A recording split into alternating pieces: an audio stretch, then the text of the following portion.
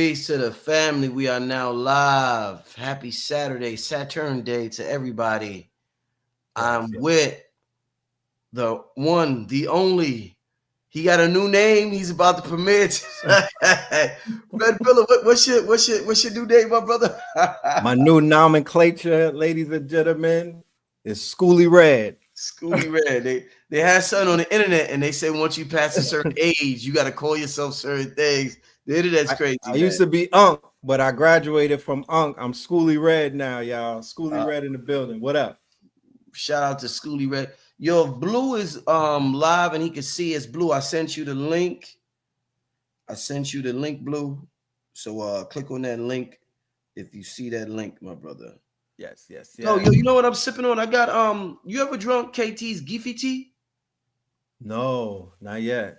Yeah, remember in New York they had the shots? Uh-huh. Yeah, it's like them shots. It's like okay, like Tiger Bone. Yeah, like Tiger Bone and all that. It hits your system, man. It's real. It's a good pick me up. It make you feel warm when you hit it. Oh yeah. If you was outside, you take some of the this joint right here, you'd be good to go. He need to put shots of these in Wadata in them spots. You know what I'm saying? Hell yeah.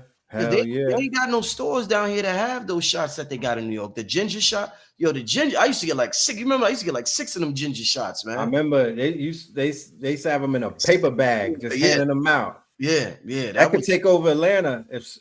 Entrepreneur wise, like there's a lot of juice bars out here that could utilize that. I will go to all of the Jamaican spots, right, and I will go to all of the juice bars. I went to a lot and I have not seen one. I have not seen them. So they're not pushing that out here. Like an open market. It is like an open market. Blue, I was telling Red about KT's Giffy tea. Have you tried the Giffy tea? Oh no, not as of yet. Yeah, it's like the shots that the ginger shots and all that from New York. Ginseng and all that. Yeah, we need that. Yeah, we need that down. So shout out to KT. KT, you need to open up shop, KT. Oh, shout out to KT. Yeah. Shout out to KTZ. Stop pumping that out the spot. Oh yeah. Man, family, it's Saturday night. We here with the red and the blue pillar. We in for a great show tonight. Oh man, there's so many. Yo, all right, let me just start like this. Before we get into the hip-hop thing. Blue, so we was just talking, me and Red off the air, about this Trump meme coin. Do you know anybody that invested in that and came up big in crypto? Because I don't know. Like not first degree people. There's people on my page like, yo, my man put $1 in it and made 1,500. Yo, my man put 100 in it and made 100,000. Like crazy numbers, and I'm like, wait, what?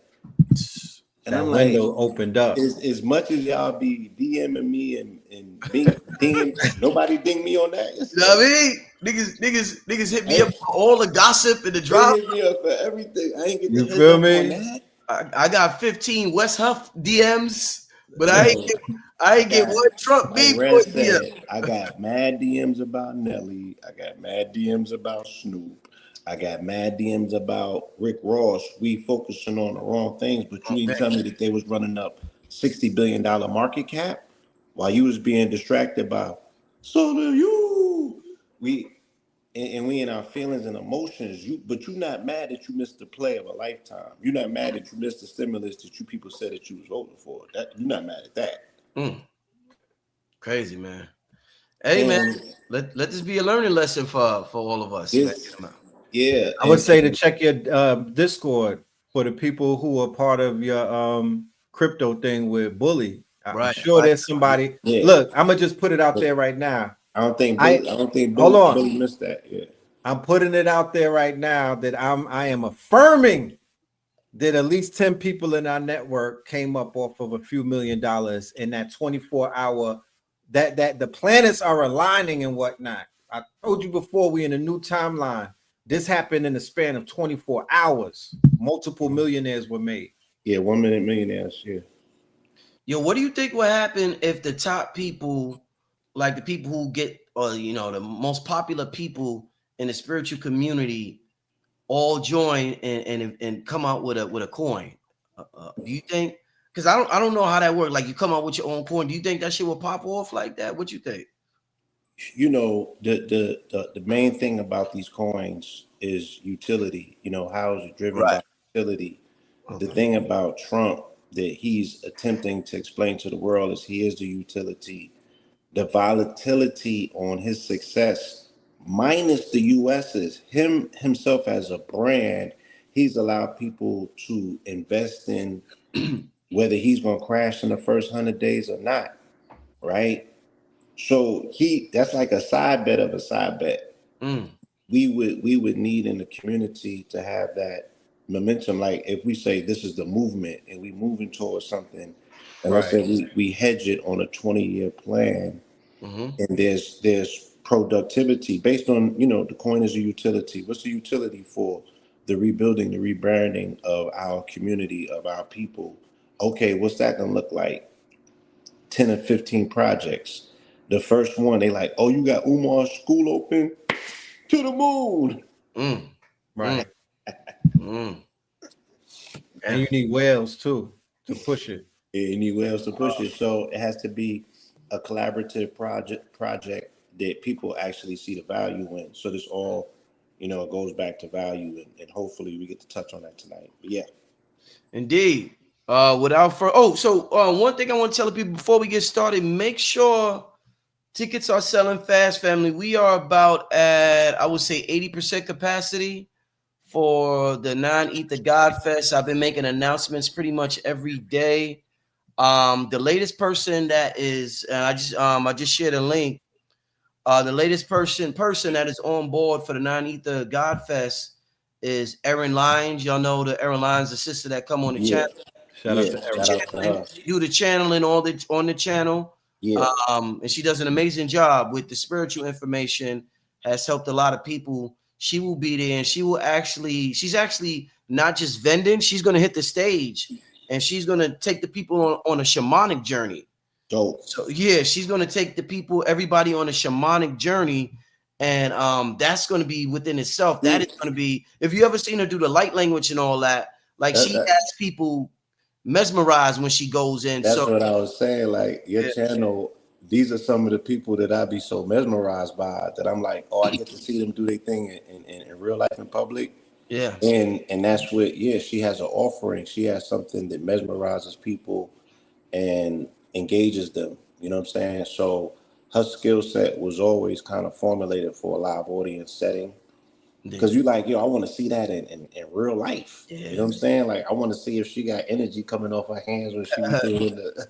yeah. No facts, So facts. shout out to her, her king, and her newborn. You know Indeed, what I'm saying? I indeed. definitely look forward to it. Also, rising power to the elder Una, Kun, the brother.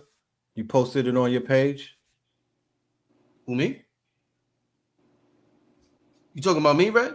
Yeah, You said Una? to the elder, the teacher. I believe he was her teacher, right? I don't know what you're talking about.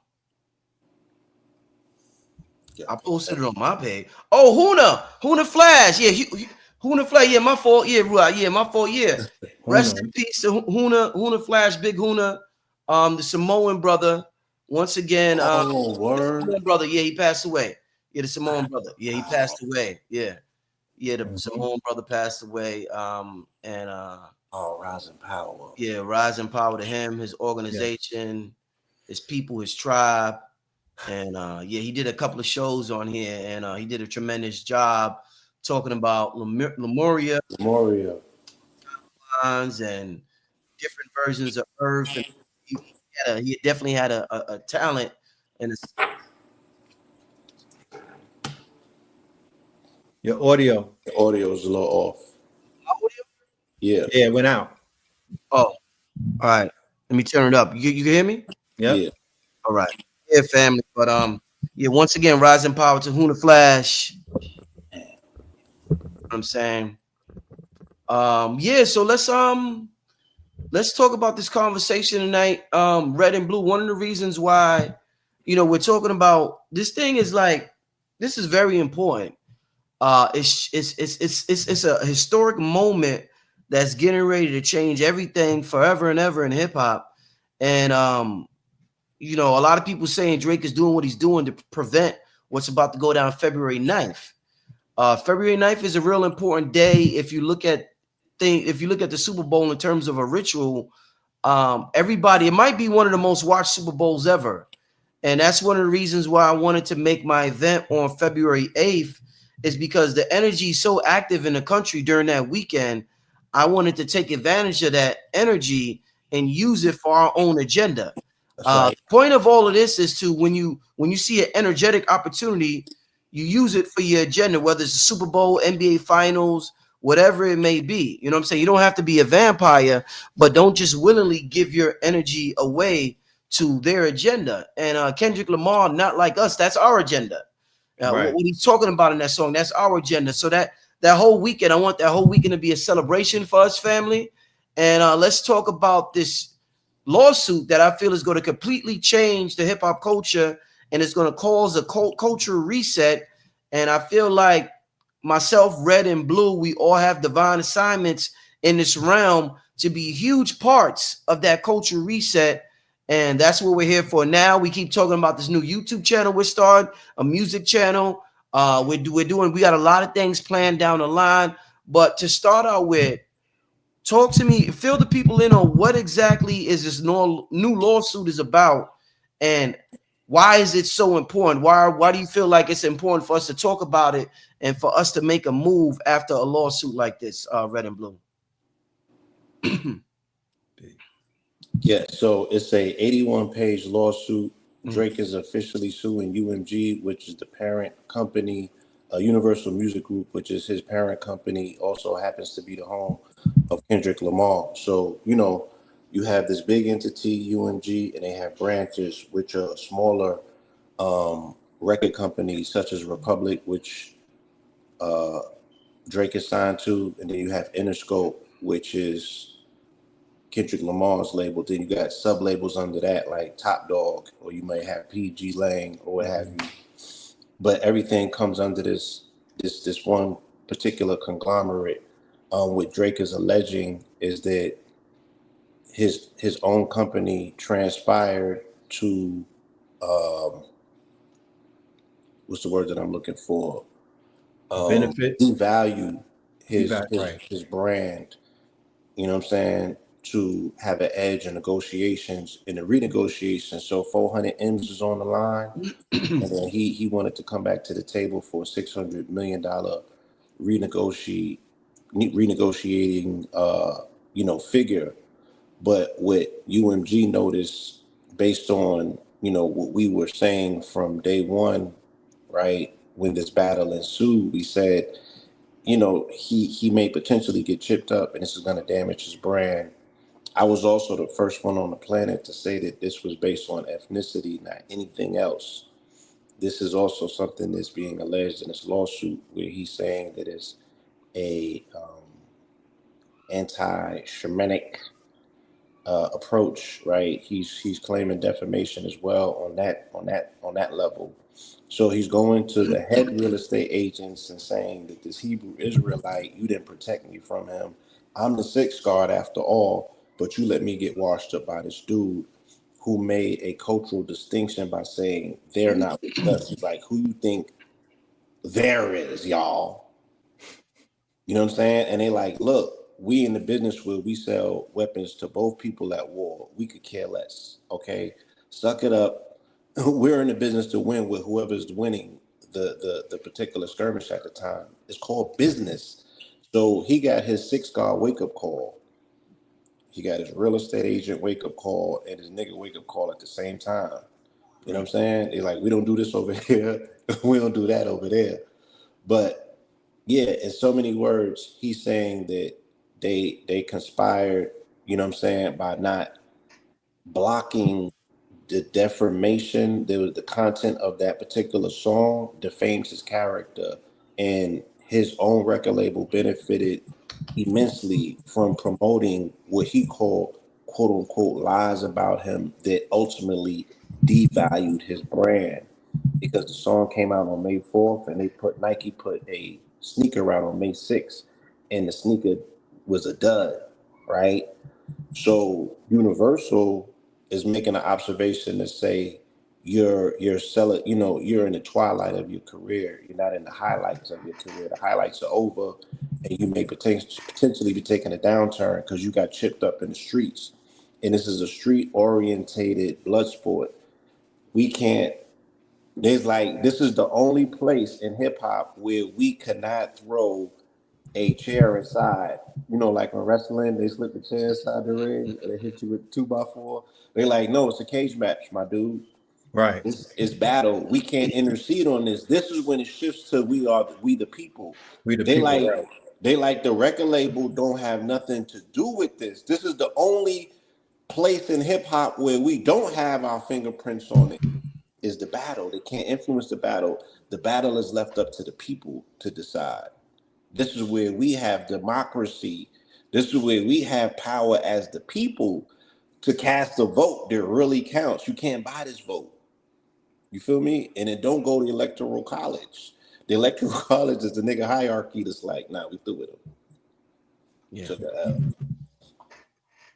So yeah, Red, you want to fill in any blanks I left out?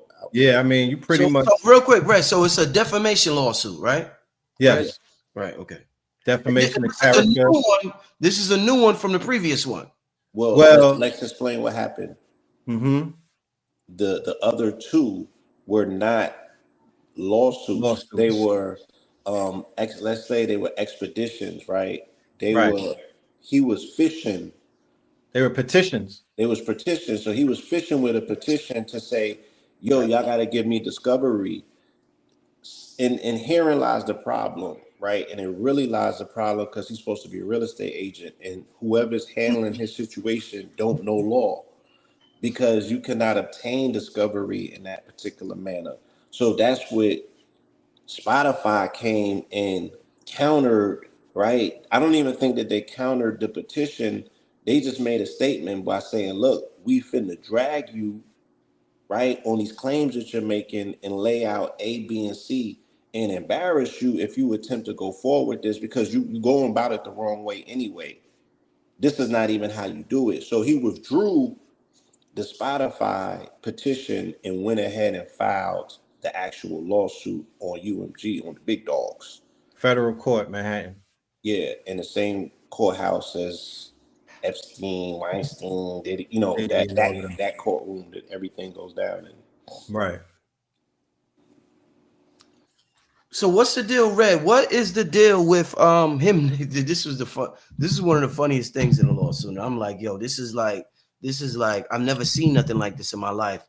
With YouTubers like me and you, we're like, how we're talking YouTubers being in an 81-page document with Drake and Kendrick Lamar. What is all that about? The YouTubers being in it. So he alleged in the lawsuit that content creators like Castanet and a few other people who have very large followings, they're very influential and whatnot, they were allowed to not only react to the video, but they were allowed to monetize the video of They Not Like Us. Usually when you see reaction videos where people are reacting to copyrighted content that the label owns, they will put a copyright strike on you.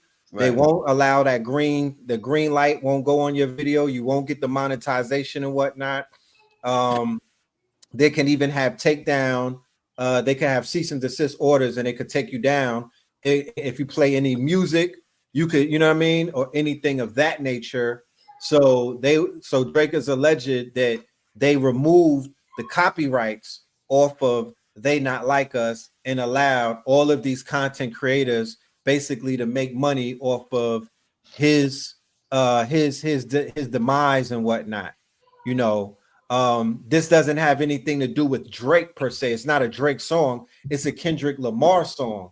You feel me? But he's saying that because my name was mentioned and my brand was being diminished and whatnot, you as my parent label should have protected me because Kendrick Lamar is also underneath the same label, and that's very so Karen of him, but doesn't make any sense.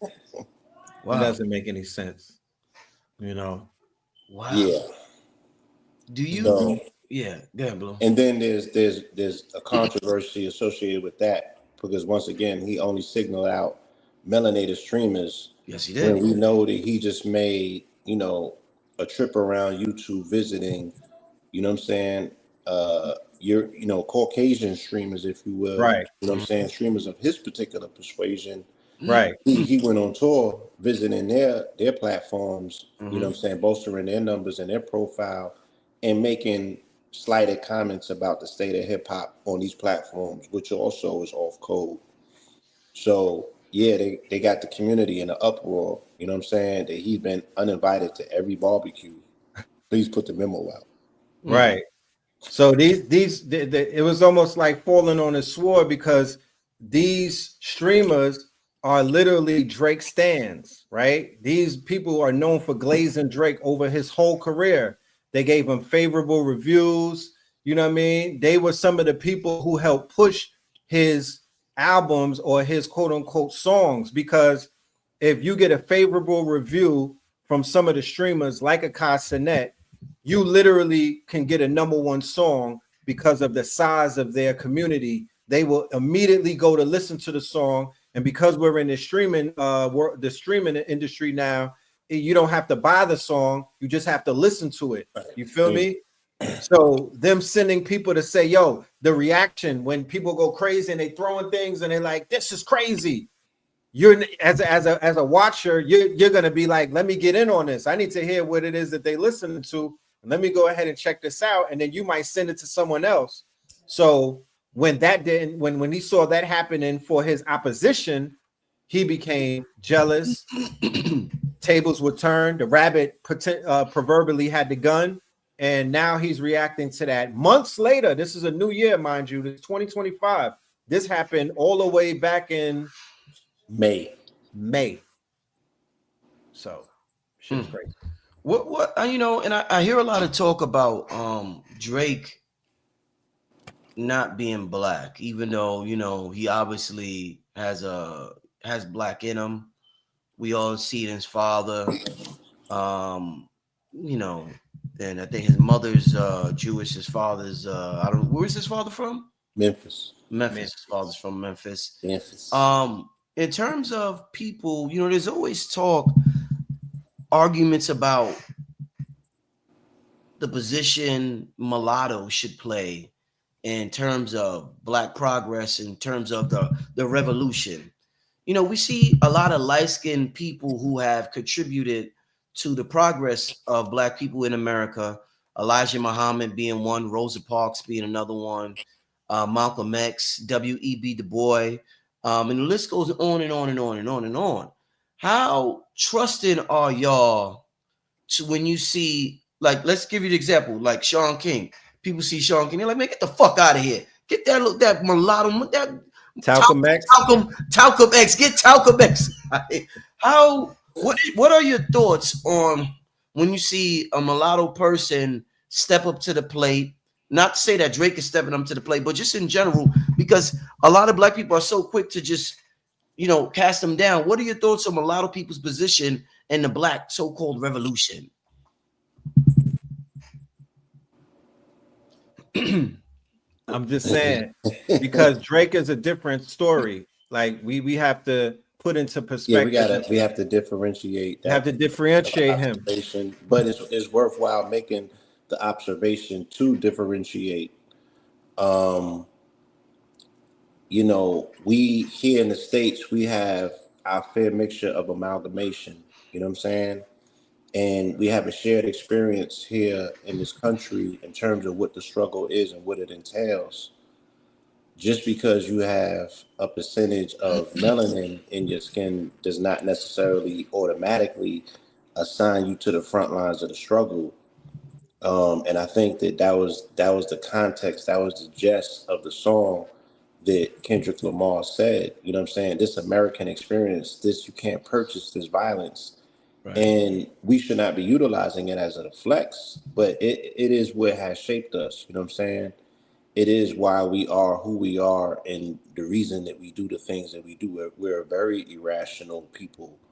And we don't cater much to people who don't have that shared experience or who need it to be explained to them, because it's a nuance. You're supposed to have been cooked in that pot and already seeped in, where you don't got to get the lessons at this stage in your career. Right. So I think that we've seen in our historical record that a lot of these amalgamated individuals, they have something to prove because, there's an assumption that they're not melanated or quote unquote black enough. Like Kendrick, poked at him and said, you feel Right. me? He said, "I hate So the way you say the word nigga." Yeah, he said. yeah, Right. and yeah, so you'll culturally strip somebody of that particular handle, and that's more of a hit again on his ethnicity and his orientation, where he was born, how he was raised. That's not his life. You know what I'm saying?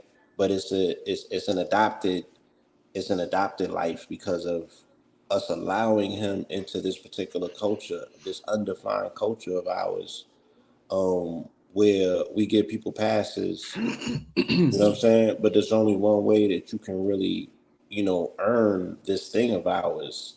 And it comes by unfortunate circumstances. And that's an unfortunate circumstance. Unfortunately, we are openly admitting that we trauma bond to the degree that we not gonna let nobody else in.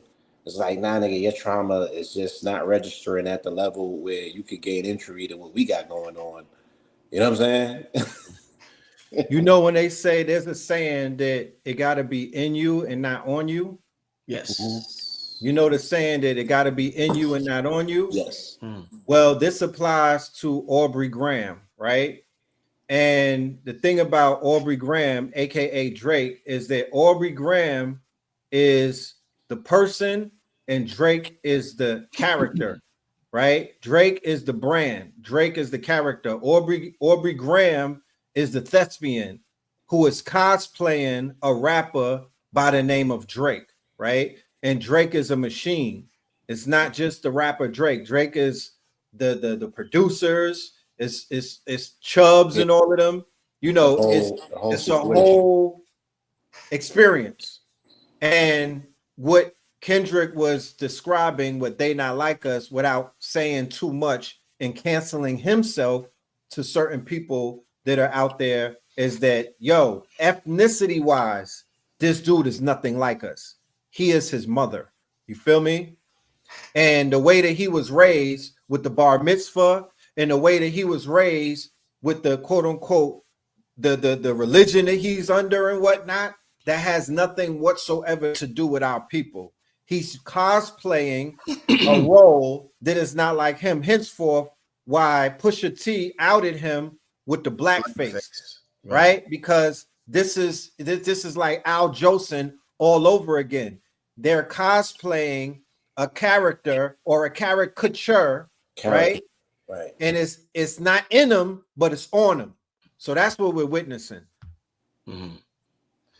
Do you think, and I want to ask this question for the criticism Drake is getting, I'm just curious, do you think if, let's say, Big had put out a lawsuit on Pac's label, or Pac put out a lawsuit on Big's label, do you think our brothers would have still been alive today if they would have behaved in a manner that Drake behaved in this particular battle? Nah. Yeah, that was exasperated things. Yeah, that was a career-ending move, and I think the streets would have ate them. You know what I mean? It's just certain things that you just don't do. Right. You feel me? And there's just certain things that you don't allow. Again, that's what comes with giving somebody a pass. You know what I mean? They don't even know to take their shoes off when they come into your crib. They don't even know the house rules. So yeah, I think that we would have held them to a way different criteria, and there would have been street justice that would have absorbed them into the fold for making such an egregious mockery of the culture. You know what I'm saying? Again, it's a head sport. I mean, it's a blood sport. You go head up, you shoot the fade, and then you know what I'm saying. Y'all dap it out. It's like battle rap, right? Like I saw Murder Mook dap up Arsenal after that battle. I don't know if you got to see it yet, Rich. Oh my! I turned it off. Yeah, Red turned it off. He couldn't make it through the third round. Why not? Well, I didn't see it. Why not? It was because Murder Mook lost his mother. Yeah. And Arsenal decided in the third round, after he knew that he lost the battle, because you know by the third round if you won or not. Yeah, yeah. He decided in the third round that he wanted to go after that man's mother, bro. And I turned it off because I just didn't want to play. I didn't want to be witness to that. I didn't want to. I just didn't want that to be a part of my spirit.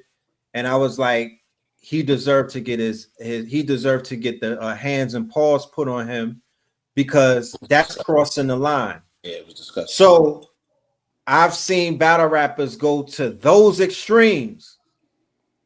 It doesn't get physical afterwards. It's like I've probably seen out of the 100% of I seen, maybe 2% of battle rappers didn't dap each other up at the end. Right. So, like Blue said, it's in us, not on us. It's part of the culture that we know that we could go and shoot 5 and whatnot, and then right after that, just dap it up and keep it moving and whatnot. We ain't going to the law. We not doing no lawsuits about you scratch me and whatnot.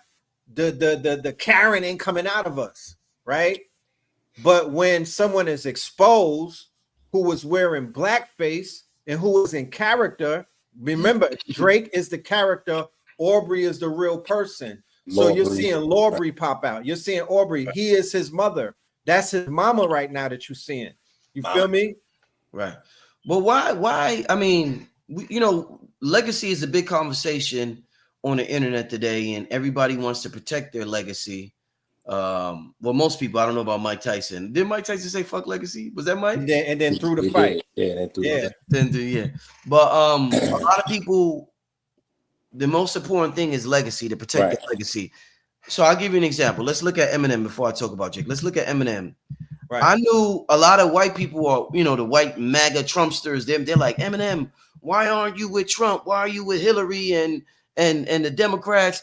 Eminem is not as much as it took him to build that legacy in a black culture such as hip hop. He is known as one of the best artists in the most popular genre to ever exist in the history of America. He's not throwing that away by supporting Trump. He may support Trump behind the scenes, but he's not ruining that legacy. He's already white in a black culture. Eminem may fit to ruin that legacy by supporting Trump. So I'm like, even if he don't support Kabbalah, I'm like, I know Eminem, he sees like, fuck that. I ain't ruining my legacy. I like being in this position or whatever. Why would Drake in a position to be one of the greatest ever? And we debated that last year, me and Red and you, we was talking about the GOAT and him versus LL. And I think he's about to eclipse Michael for the most #1 singles or songs. And why would you throw away a legacy that great? You have to know the moves you are making. Red and Blue, listen to me. You have to know the moves you are making are going to completely ruin your legacy in this black culture, regardless of what we say or what they try to make it out to be. In this black invention called hip-hop, you're going to ruin it. Why would you spend your whole life building it up just to throw it away? Why did he do this, y'all? He's throwing away his legacy. Because the point that he don't like, how they say if you got blue eyes, you lack melanin, so there's certain things that you cannot pick up on the visible spectrum. The whole point of the situation is to tell you he cannot see us. He does not understand the nuances of the things that he is doing.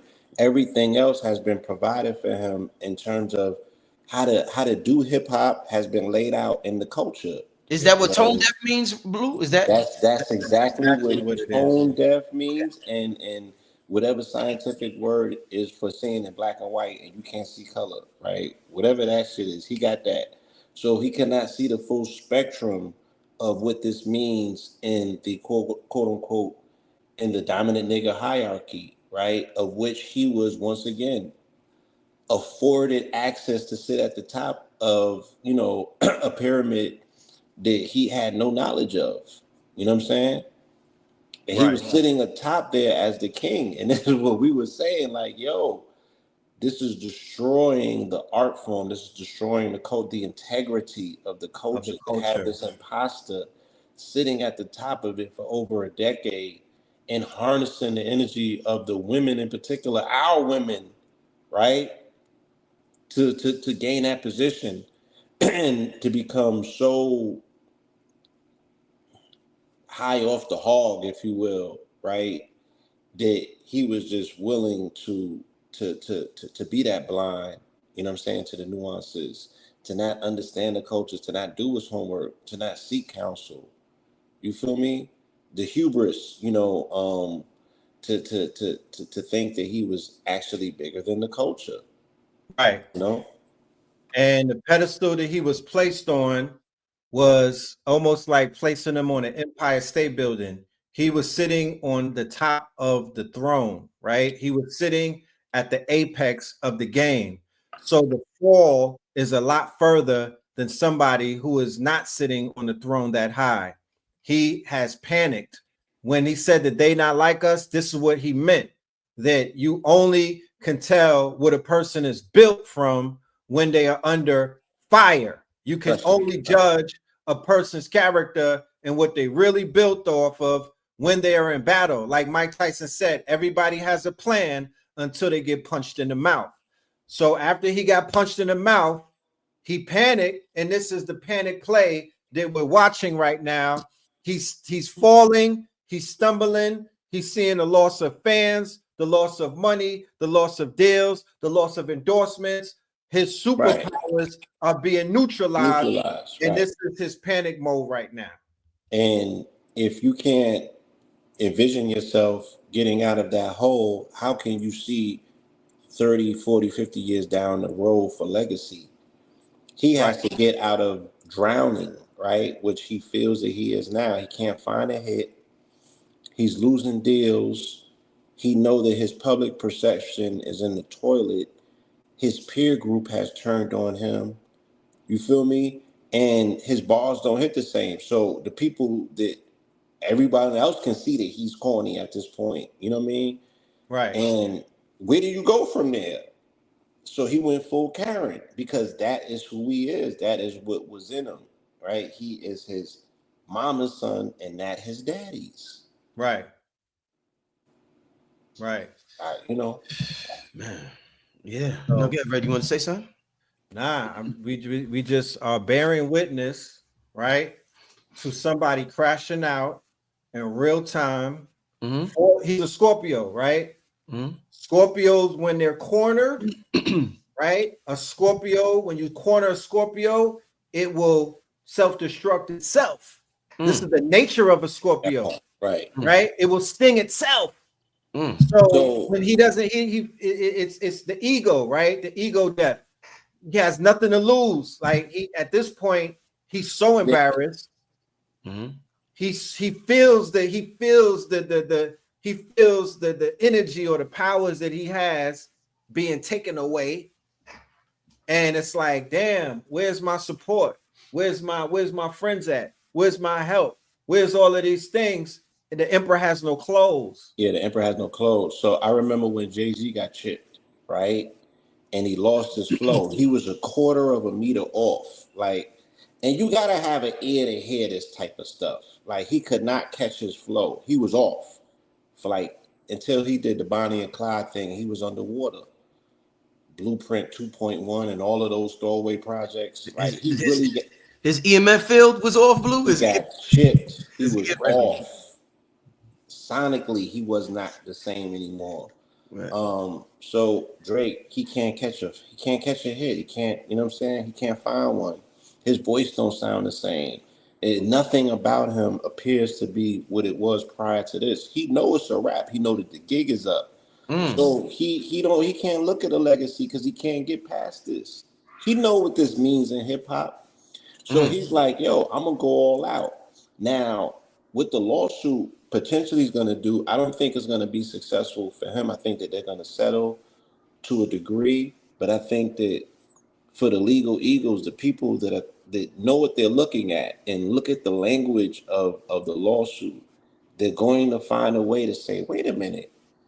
Well, if Little Durk was on the same label as Quando Rondo, and all of them, meaning that these labels got rivalries right underneath their roofs where people is spinning the block on one another and they're making music promoting violence against another artist, and in the policy of UMG, because now UMG got to stand on business and pretend to be, you know what I'm saying, ethical. Right. They're Ethical. like, we would never promote any violence amongst our artists. We would never create an environment that's not safe.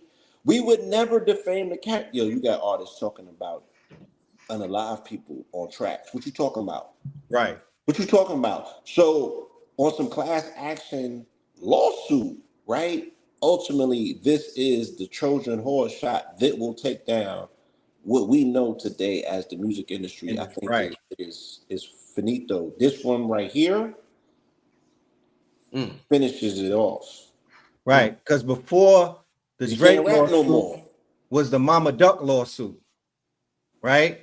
Mama Duck, who was the mother of FBG Duck and FBG Cash, she sued Little Durk and the record label for profiting off of her son's quote unquote untimely demises and whatnot. Now, people are not speaking about that.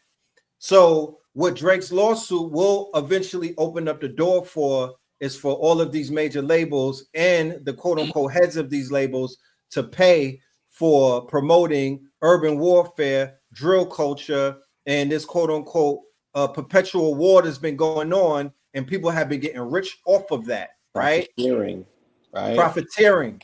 It's a RICO.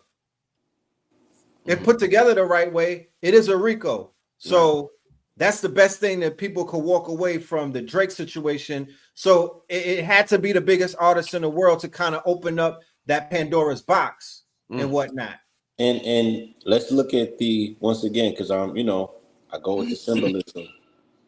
His album comes out the day before that situation over there happened, right? We know about the situation. I don't gotta be descriptive, right?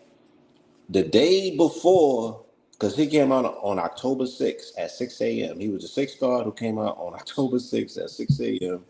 And he was resonating with that 666 energy. The next day, you know what I'm saying, the thing popped off over there, you know what I'm saying, with the real estate agents. The day that they arrive at a truce, though, is the day that the lawsuit comes. You know what I'm saying? So it's weirdly tethered and situated with one another. It's like a bundle pack. I really can't explain it, but energetically, it's a bundle pack because, you're talking about it's the same situation in regards to these people that are sitting on top of industries that don't belong there, that are just so entitled. You feel me? That we've just been having to be under that shadow for the longest, and I'm looking at it dissipate, and I'm like, wow. So somebody I seen, sometimes people wonder, why does I seen somebody in the chat and I kicked them on out of here. Somebody said, I love Brother Rich, but this conversation is nonsense. So I don't need your love. Get the fuck out of here. When it comes to hip hop, I'm always going to talk about hip hop. Always, no matter how spiritual I think I am. Number one, I interviewed Sharif Bey. And give me about 2-3 minutes here. I interviewed Sharif Bey.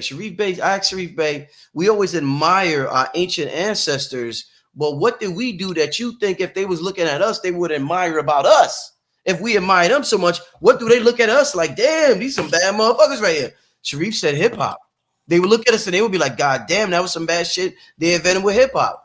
I talked to Cambada. Cambada told me one day, yo, he thinks hip hop is the greatest thing we've ever done or invented after the pyramids. So there's a lot of people who feel like, and also another example, I'm gonna get. I would disagree. Well, I would say jazz and then maybe hip hop. We be violating, but we just don't be knowing no better. But yeah, it's jazz. Well, maybe hip hop. Jazz wasn't as influential as hip hop, but I wouldn't argue with you. But jazz, when you got received around. Well, let me finish making my point, Blue. Let me finish making my point because I'm gonna include jazz in the point, Blue. Hold on, give me two. I told you, give me 2 minutes, Blue. Give me 2 minutes, Blue. Now I done lost my train of thought. But with that, and the last thing I've heard somebody say, I mentioned Sharif Bey, I mentioned Cambada. Also Sister Myra. mentioned something. What Sister Myra said?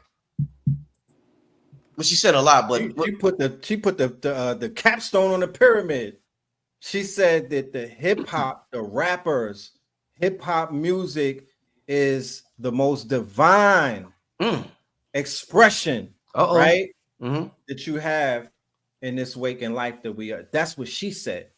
So all right, so that's a third. That's three things. That the fourth one, I heard the brother Tariq Nasheed say, and it was a great point. He said he talked about, we talk about history in the Spanish Inquisition and how they had to beat people, mutilate people, separate you from your family.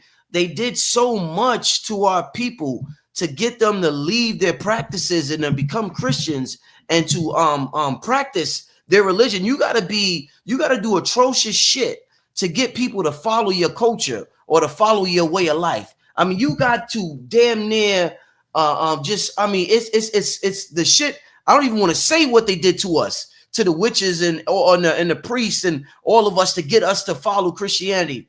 We did that with hip hop without all of that shit, without hanging people from lynching people, without burning people at the stake, without shooting people 50 times, without all that shit. That we did that with hip hop.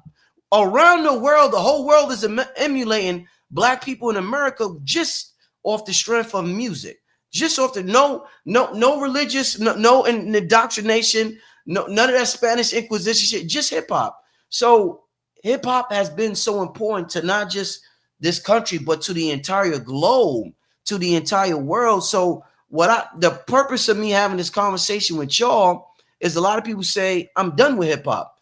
F hip hop. I don't want what happened to jazz. Like Blue mentioned jazz. I don't want what happened to jazz. We invent things and just leave this shit and be like, fuck it. We gonna start something new. This time I want it to be different. I don't want what happened to jazz, rock and roll. We did that. We did this. We seen this movie before. We keep doing it. We build something up. It gets gentrified and colonized. We like, man, fuck that. We so godlike, we could create something new. I don't want it to happen with hip hop. I want us to continue this legacy of hip hop and keep doing what we're doing, but just straighten this shit out and get this shit get this thing right.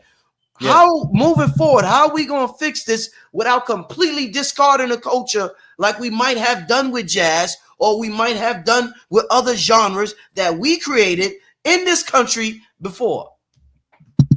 Well, to start out, there's something called the business of hip hop, right? Mm-hmm.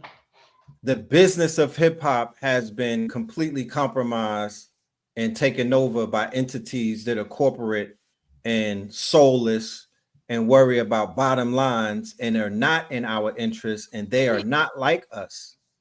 So the entity, or the aspect of hip hop, which is, it's multi-level. It's not rap music. It's the dance. It's the art. It's the MCing, the master of the ceremony. It's the DJing, and it's the knowledge and whatnot. That has to be captured, and then it has to be upgraded and whatnot. The reason why it's so watered down, the reason why people are turning away from it, the reason why people are disassociating themselves from it, is mainly because of this machine. It's this middleman and this entity that is interpreting what's hot and what's not, and what gets played and what gets elevated and what gets pedestaled and whatnot. And now it's turned into bots. It's turned into algorithms. It's turned into a lot of things that are compromising the raw nature of what this culture is.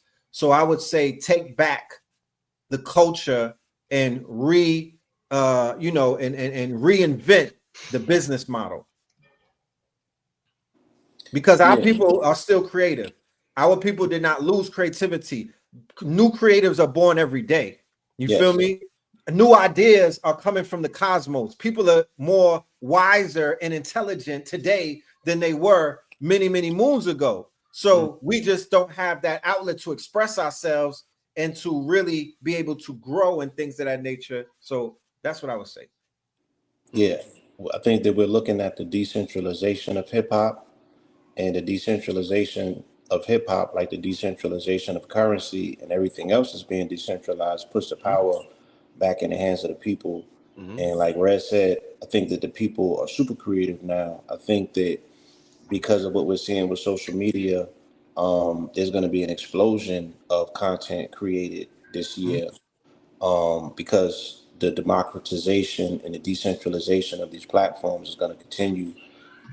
Meta removing certain levels of censorship. Like, there's going to be a lot of artists that are going to want to say a lot of things about the things that they're seeing this year. They're going to be compelled to, almost, you know what I'm saying? Right. So I feel that, what I'm saying, like with the Dolces of the world, the Daylights, and these are and what I'm saying with Lux and Mook right now, how they're moving and Yeah, I love meshing it. into, they're moving out of just battle rap into different Performance. areas. I always considered it performance art anyway. I think that, and I told Lux this, he represents a different version of hip hop, and it's beautiful that it's Harlem, because it's really a merger of what the last poets left us, Yes. coupled with performance art, coupled with that Harlem shit that you can only get from Harlem. You know what I'm saying? That swag. And yeah, and then he's growing, they're growing with their audience. You know what I'm saying? So these conversations still are being had in the space of hip hop, where it's outside of the age limits, because it's grown man talk in a grown man venue. Right. Somebody had put a compilation up today about Nas, and they were speaking about his career post Life is Good and all of the projects that have came. You know, um, Redman, yo, Redman. I sat there and I watched the interview with Redman. It was like a 2 hour interview. He's talking about he's Super conscious, Celibate. right? abstinence He, or something, and yeah, but beyond that, like, like again, weed. going back to the root. Yeah, he not smoking no more. He stopped cutting for 2 years. He had to do his inner shadow work. Him and his Wiz had split up, and he had to get his mind right. He got back with her, recommitted himself. He got his nutrition together. He do pull ups. Because he Dope. seen He Method gym Man rat. shining on his ass. Facts. We I met He the mean, seen Method Man shining I on his mean, ass. again, they inspire one another. He said that they always were into fitness because of how they performed on stage. Yeah. And he did admit that, yeah, at one point, he saw that he was getting heavier and moving slower, so he had to get his act together. But again, the art form is still being progressive. We're growing with the art form. I think that the more that we're able to move the middlemen out of this conversation, this thing of ours, then we're going to see the renaissance, the resurgence, the return to another layer and level of the golden ages, when we unlock and unfold new ways to get paid off of this content. I think that that's also going to reinvigorate Mm, another level of creatives to get involved. okay. Facts. So I'm super confident about where the music is going, Mm, because it's back regional. And I think that it's so important. Regional sounds to me are so important, because hip hop has always been a vehicle that, once again, we express in authenticity who we are, and we rep for our region. It's regional. So when I know how to tell a Detroit rapper, I know how to tell a Miami rapper, a Florida rapper for that matter. I know how to tell, you know what I'm saying, um, a rapper coming out of Memphis. Like, everybody got their own sound, and it's a beautiful thing. New York needs to find a sound. New York finds itself in a very precarious place right now, because yeah. Joey Badass took a shot at the West Coast, and they getting washed, they getting tsunami. But I think that it's very imperative and it's important, because coincidingly, and this is for anybody that asks why are we having this conversation, because it rules culture, and we've showed you that there's nothing more spiritual than hip hop. So why are you even asking that goddamn question at this phase of this conversation, right? There's nothing more spiritual, because this is where the energy of the people are pulled, specifically the youth. Stop turning your back on your youth and asking why are we having a conversation with their parents about a culture that Mm, we are all entangled with. Thank you, You Blue. get what I'm saying? Thank you, Blue. Talk to him, Blue. Yeah. So the importance, you know what I'm saying? This Drink this some more this Keefy tea. Yeah, go ahead, Blue. Drink some more Keefy tea. Shout out KT to Archie. Give it. Always, man. Shout out to KT. Shout out to the young creatives. Again, I'm thoroughly confident about where the game is going.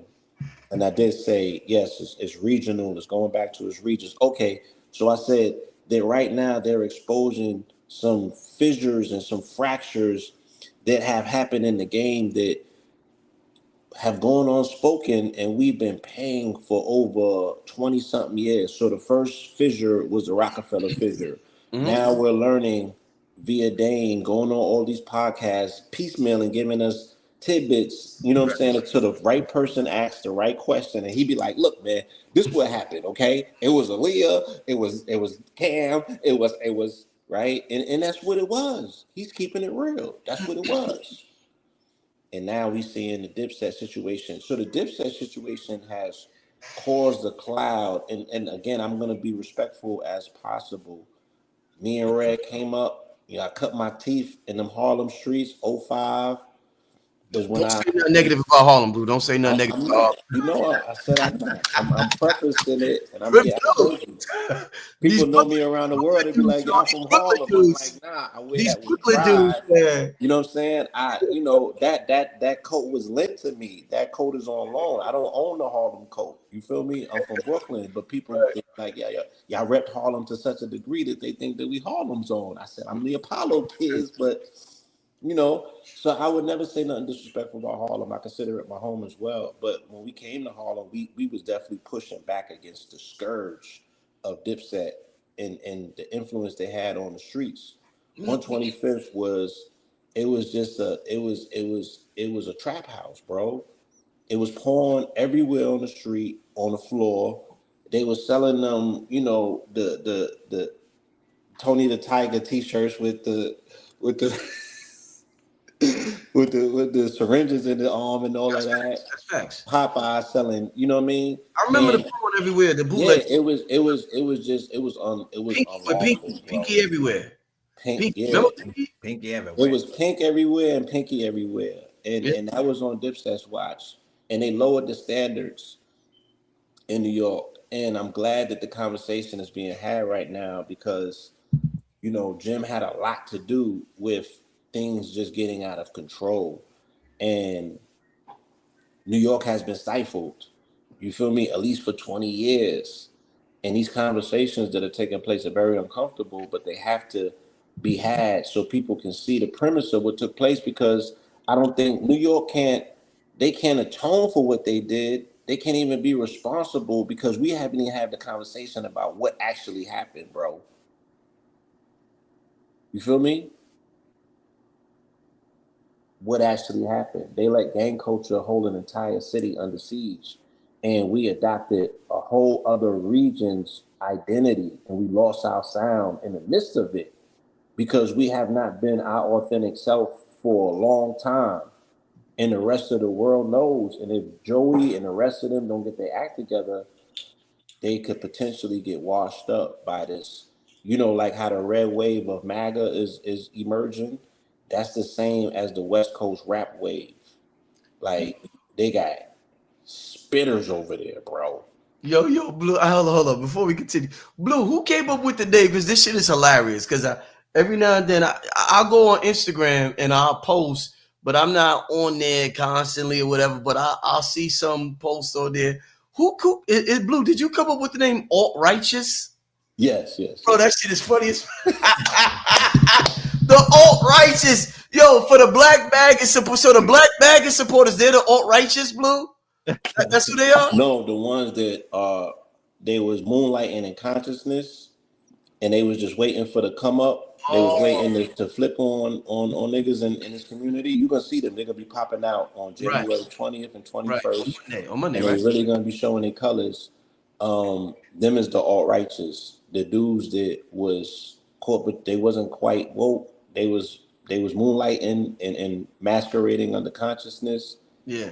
Yeah, and the minute they got a chance to throw that red MAGA hat on, alt righteous. So yeah, they're gonna be the go betweens. They're gonna uh, be the ones that be the liaisons underneath the MAGAs to be like, nah, you gotta go to this channel. These are the crusade, yeah, because yeah.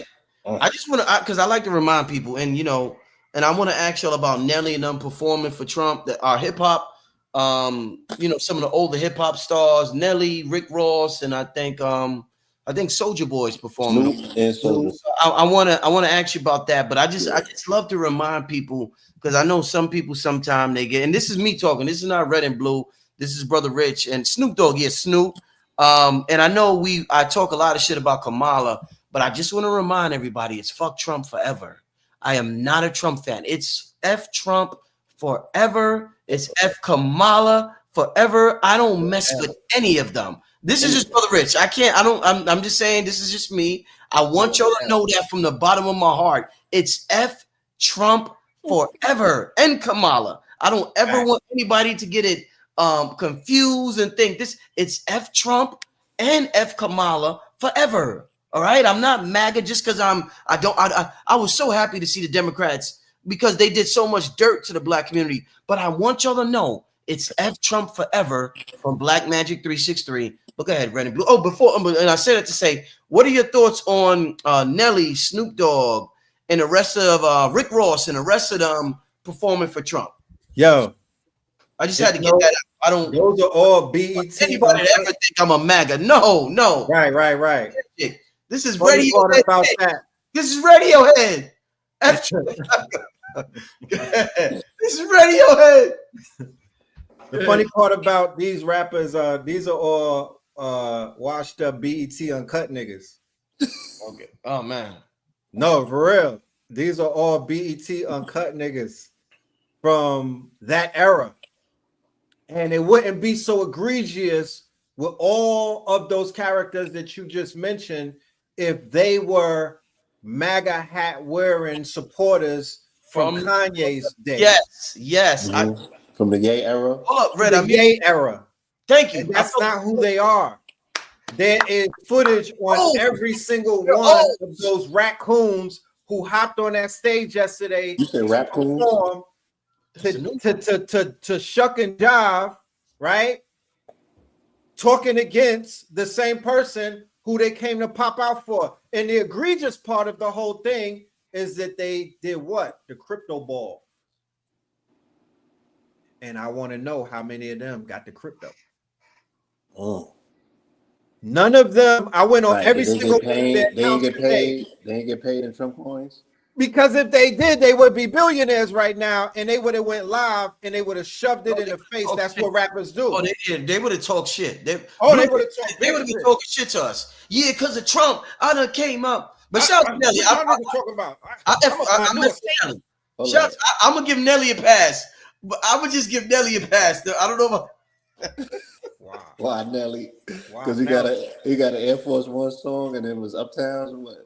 You know, Black Twitter brought all the receipts out on all of them. Nelly got a shitload of receipts, SA charges from overseas. You know, they done washed him up. Oh man. Snoop got a whole bunch. This is my hypothesis. Yeah. There's rumored to be 9 tapes of Diddy that's floating around. And we in the 9 year. They said that they watched 9 tapes. The prosecution just put out a thing. There's 9 tapes of Diddy. There's more, but this is the hot 9 right now. This is the 9. They're about to drop 9 tapes. I think each one of them niggas is in one of them tapes. And the way that they was on that stage yesterday, they didn't really look like they wanted to be on that stage. Did you ever see the footage of Joel Santana when he got kidnapped by the niggas in the UK and they made him do a tape? It was him and Jay Ryder. And it was like, yo, give us a shout out. They put chains around their necks. It was like 15 years ago. I remember that. They kidnapped. Yeah, because Cameron and them skipped the show and the promoters caught Joel Santana 4 years later and made him do a video where they basically kidnapped him and he had to do 3 shows to make their money back. That is the shit that I saw yesterday with Snoop and them on stage doing Donald Trump's crypto ball. They didn't pay him in crypto because if they paid him in crypto, them niggas would have been talking about they got paid in crypto. Rick Ross was one of the biggest haters of crypto. Rick Ross? Yeah. Richard Ross. William Ross, right? Ask Tia Kip. Ask his baby mom. Yeah, he was the biggest hater on crypto. He helped to sink crypto in one of the first dives that they had. Oh shit! I'm sorry. TikTok is officially gone. Somebody they really took TikTok. Don't worry about They, that. Trump is bringing it back, and there's gonna be a okay. coin with that too. We ain't even worry about TikTok. Listen, Okay. and to be honest with you, that's a plus and a minus. I went on a deep dive on TikTok the other day. Oh my goodness. Oh my fucking goodness, bro. Damn. You know what I mean? It was a cesspool over there in a sense. Tell me a But little I'm bit just of gonna what. Tell me a little bit. What? I don't yeah, I don't It's all right. It's yeah, just I too don't much. you know what I mean? Oh shit. So I just want to share that was worse than Meg Thee Stallion twerking for Kamala. The shit that I'm seeing these niggas do. Nah, Man, this is just the beginning. Wait until Monday. It's going to be an all-star lineup on Monday of our people kissing the ring. Because when they was performing, I played it on when they was performing, you got billionaires in the audience looking at these dudes shucking and jiving. They even knew that these niggas was out of pocket. Mm. What's that? Y'all bringing Soldier Boy to do you at a Trump inauguration. It don't even make sense. A coward dies. What they say about a coward? A coward dies 1,000 deaths. You feel me? A coward dies 1,000 deaths. They made TikTok the most popular app in the fucking universe, bro. Don't buy into the propaganda. Even though it's going right now, it's coming back. It's the same way, like they said it's a ceasefire, and then they start killing niggas the next day.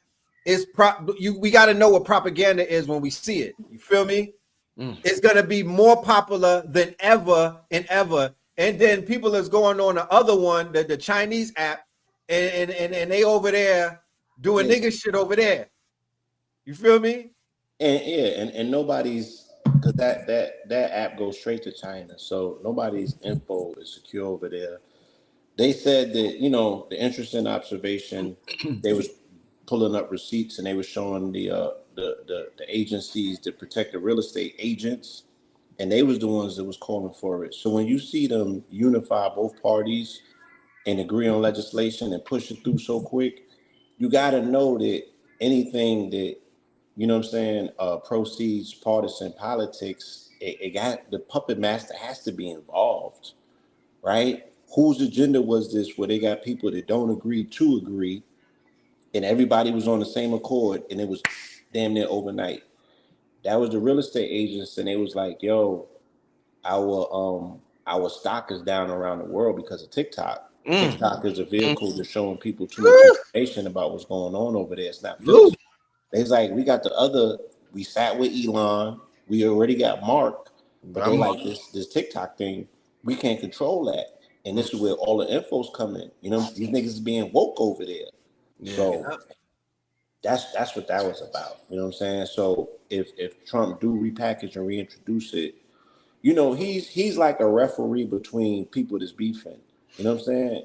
He the dude to pull up and he get all the skinny what's going on in the hood. And y'all fronting like y'all get along until homie get around, and then he hear all the skinny, and then he just go around and figure out how he's gonna leverage to make y'all shake on it or shoot a fair one.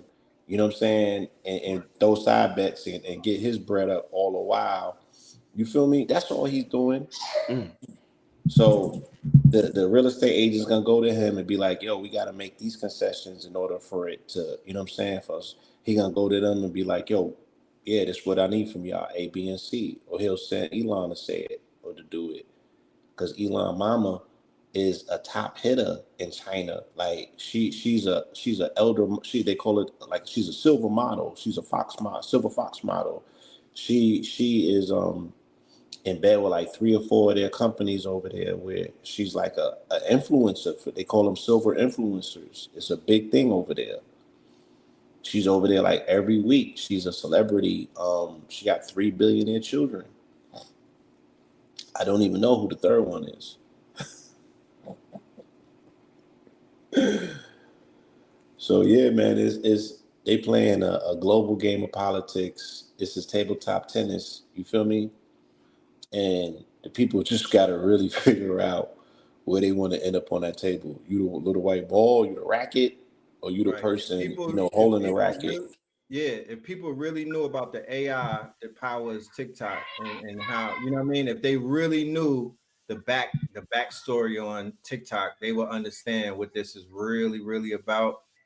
And they don't, you know what I'm saying? You got to study ByteDance, and you got to Well, study what's the AI that they're using. Go ahead. well, and I want to ask you this because it seems so easy, and to the average person, it's like, hey, if you got money and influence, come on with your own social media network. And I've seen individuals attempt to do that, and it not work that well. We even see the fan base guy, Isaac Hayes' son. He I moving think up. his is moving up. Finally, his is moving up. But I seen Billy come out with his. I seen Boyce Watkins come out with his. I seen a couple of people attempt to build their own social media network, and they may have influence. And the rappers, it got to be on their mind. Like, hey, what if I build my own social media? What do you think is the main ingredient? Let's say if you're black and you're like, hey, I want to build my own social media app to get my people off of this or that, so we could build our own algorithm. What's the main ingredient for it to be a success? Because up until now, people have tried it, hasn't worked, and we think it's easy, but obviously it ain't, because ain't nobody do it yet. And ain't nobody up there with the Zuckerbergs or whoever yet. What's the main ingredients, Red and Blue? Social media is predicated on attention and retention, right? So what's going to get the eyeballs to come and what's going to get them to stay?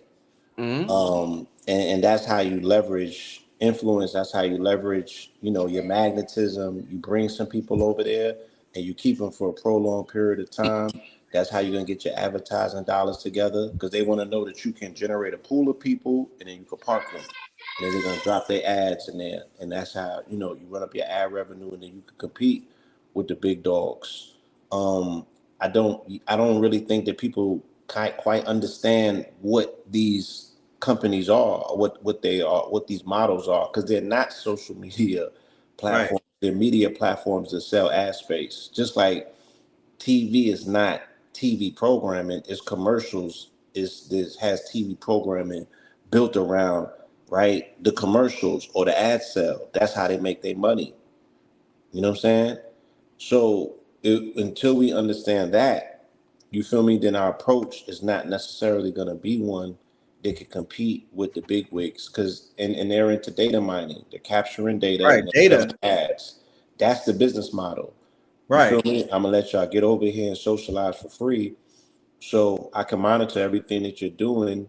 And those analytics, there's a million and one ways that I can monetize that data.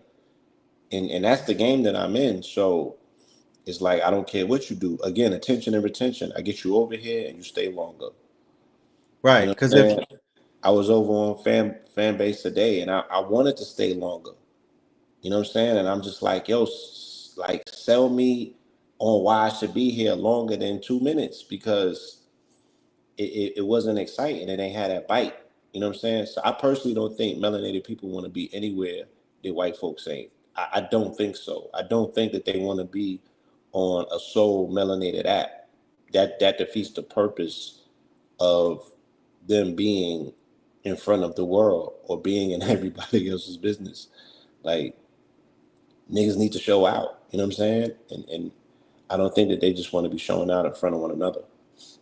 if you've ever been on the back offices of Meta in the business side, if you ever been in the back offices of TikTok on the business side, if you've ever been on the back offices of Google on the business side, then like Blue said, this is all of these apps are about data mining and data collection. Data is the gold, data is the oil, and advertising is the money, is the revenue stream and whatnot. Henceforth, why these apps are trillion-dollar apps, but they're freemiums, right? They're part of the free economy. You don't pay for these apps to be on them, but they're monetizing your time in your data in some other type of ways and whatnot. They're selling ads to big companies, multiple companies and things of that nature.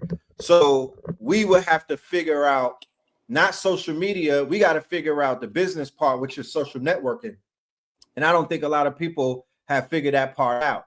And the aspect of what Meta and all of these do and all of these apps do, where they make it sticky, like Blue Pill said, where you stay on the app, right? I haven't seen too many people master the neurological, psychological aspect of how to make their apps sticky, or where you keep retention on the app. Right. They have not mastered that. So that when you compare them to the big dogs, like the Metas of the world and the TikToks of the world, there's a lot of retention because they figured out some things that you might not realize when you're looking at it, what you're looking at, but they figured these things out. And these are some of the things that the creators should be able to implement and whatnot. But collect yeah, data. let me do say this. Fan base has some amazing technology over there. Like the analytic reports. Just go check them out. Look at the technology. Look at what that brother's actually over there doing, and it's dope. And I think that as a community, we should be over there seeding it with more of our information and building more community. I'm on a Web3 platform called Hive Network, and I make money over there. Like I get paid for my posts. I get paid for my posts on Fanbase.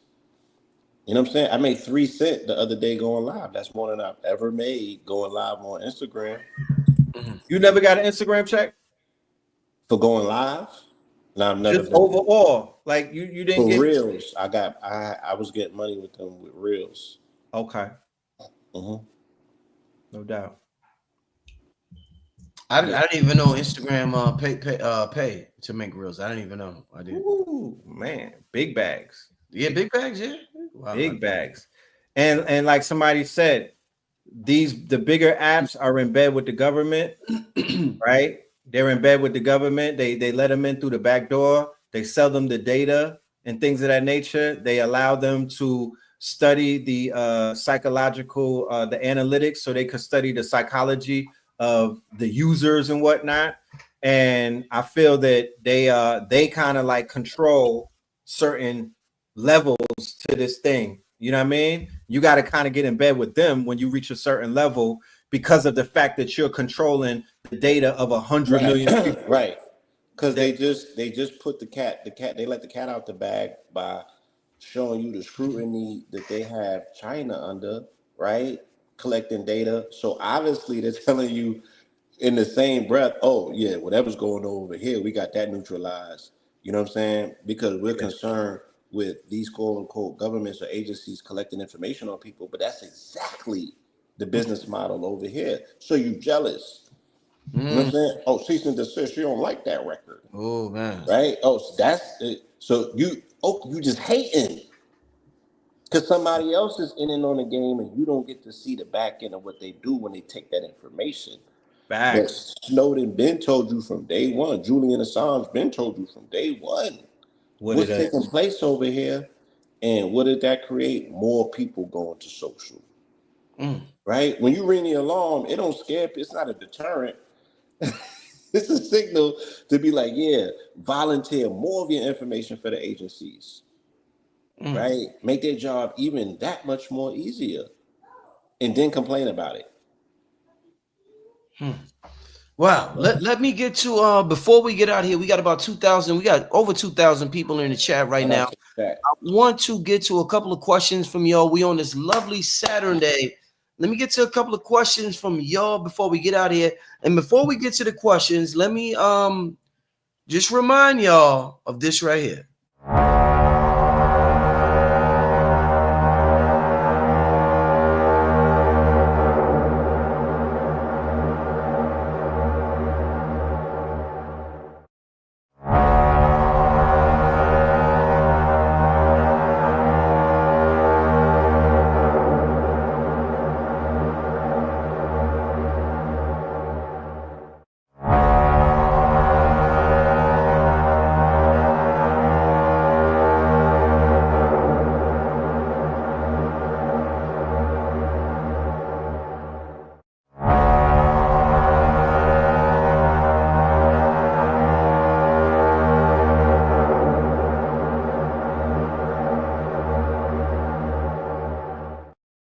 right, just to remind y'all, it's going down February 8th in Georgia. The list is so long, family. Let me just tell y'all the people who's going to be. Let me share the link in the chat before we get to Q&A. And yeah, that sound, that's that sound. You know what, yo, family? When I came to Earth, that's the sound that was made, nigga. When I came through my mother, nigga, that's the sound that was made, nigga. When Brother Rich was coming, it was like, that's my sound, nigga. When I came to Earth, they made. That's the sound that was made when I came to Earth, nigga. Blow the trumpets. You know what I mean, that's the sound. But listen, family, it's going down. I swear, it's gonna be. And it's like, I don't even want to say that, but listen, Dr. B Serious, Sister Myra, Billy Carson, Blue Pill, Red Pill, Professor Griff, Soleil, Aaron Lines just got announced. The brother Q Reeves, KT the Arch Degree, Cam Bada, Raku, Loaded Lux, Sharif Bey. Man. I mean, the list goes. There's so many people. I cannot. Hank Risen's son, Brother Yusef. Brother Yosef, the chief, the chief, Brother Yosef, the chief. There's so B-Del. This is almost quadruple the last one. Listen, yo, I didn't want to say that. That's what I was about to say. Remember, 2 minutes ago, and I was like, I don't even want to. I was about to say this is literally bigger than the gathering. And the reason why I didn't call it Gathering the Masses Part 2, gathering, that's like a weekend event, and it's like lectures. This is like you know, Blue Pill said performance arts. This is like performance. This is art, nigga. This is art from your favorite speaker in the spiritual community. Like, this is like, you're never going to see nothing like this for the rest of your life. This is like, listen, this is like the next level of consciousness. And this is why I had to bring Loaded Lux on. This is why I had to bring Cam Bada on. This is the next level of, you know what I call it? You know how Yaki, real quick, you know how Yaki talks about structured water? This is structured sound. This is structured sound. This is the sound that changes every molecule in your body. This is what structured sound sounds like. Family, we're at 80% capacity in a week and a half. We're at 80% capacity. Get your ticket, family. 80% capacity in a week and a half. I just shared the link. Get your ticket. Somebody said, I purchased my ticket early and booked the telly. Yeah. Yes, you just know, right? Where's it? I'm hyped now. I've been drinking my Giffy tea. I'm hyped now. Hold up. Where was it? I'm trying to find it. I purchased my ticket early and booked the telly. Ain't I'm playing with it. Yeah. Get your ticket, family. Did you just hear the names I named? Professor Griff, Soleil. I don't even go. I'm not going to go down the list again. But this is going to be absolutely phenomenal during Super Bowl weekend. We're going to be, and it's a performance-based event. The energy is going to be on level 10 the entire night. The entire night, the energy is going to be on level 10. Family, I'm telling you, I just follow the spirit, family. This is what I was told to do. And it's going to go down.